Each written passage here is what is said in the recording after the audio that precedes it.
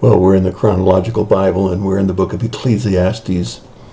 Solomon, who we have just been studying, wrote the book, and of course he had prayed to God for wisdom for God's people, and he supposedly was one of the wisest men that ever lived.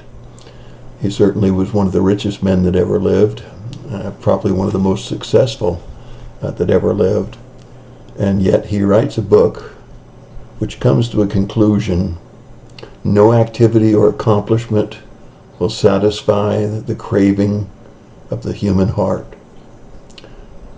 Chapter 12, verse 13.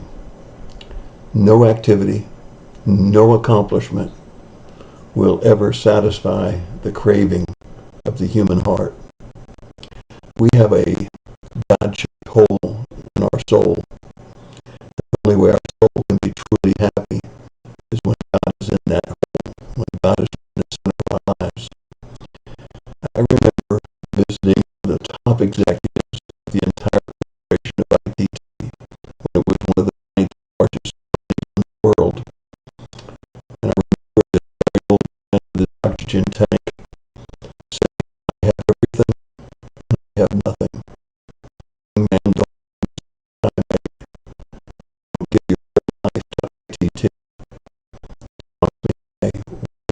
My children, and even though I own from the ocean to the intercoastal waterway, and even though I have all kinds of toys and gadgets, yachts, and even though ITT flies me here to Palm Beach on a 727 by myself, I have nothing. The friends that I have are my friends because of what I have." What a sobering lesson that was for a young man who's just starting out in the business world. Later in life, I remember there was a time when I went to a sales conference and a management training session, and someone had a big bucket of water in the front and asked one of the men to come forward and to take and put his hand in the bucket and splash it around and swirl it, do whatever he wanted to in that water, just stir it up as much as he possibly could. And the fellow did. And he said, "Okay, now take your hand out." He said, "Let's just watch the water." Well, in just a minute or two, the water was dead calm, just as if the man's hand had never been there. And he said, "Guys, that's exactly the way it is with you, with me, and with anyone in this world. We may make a big splash for a little while, but when we're gone, nothing will really be different. Will not really be missed." And I think there's a lot of wisdom in thinking about that. It's not that we don't have an impact when we lead somebody to Christ, or if we help someone save their marriage, or we do something meaningful, but accomplishments will be long forgotten. In a generation or two, nobody will even know the story. So Solomon comes to that conclusion: everything's vanity. We may think that we really amount to something, but really the only way we amount to anything is to please God, and that is that we need to fear Him and keep His commandments. Chapter 12, verse 14. Who better than Solomon to write the book of Ecclesiastes, to take a look at every type of situation in life and decide whether or not it really is worthwhile, if it really does mean something. You see, I think it's very, very clear in chapter 1, verses 1 through 10, that we all realize that there's a lot of things in the past that are totally forgotten, and the future is not truly fully told.